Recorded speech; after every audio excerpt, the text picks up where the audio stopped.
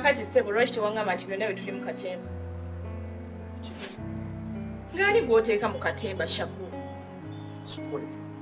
biki byoyogerako saagala onneewunzizeeko bw'ontunuulira bw'oti ogenza okulaba nga nze ndi muzannyi wa katemba nkola musi ye tataata sinnakutegeera nga kiki otategeera Shakulu wali omanyi nti nno tebigenda kumanyika wali omanyi ogenda bikolera ekyo neme kubitegeera biki nkimanyi bulungi bakusasula okunjagala ssebo taata osasula lwaki abantu balina ettimu ddala ddala omuwala omulungi afaanana bw'atyo bayinza batogera mbansasule nkwagale gwe obulungi obwetaaga sooka kusasulwa nze okukwagala toyinaamu wadde kafaasonyi mu mutwe gwo My own son.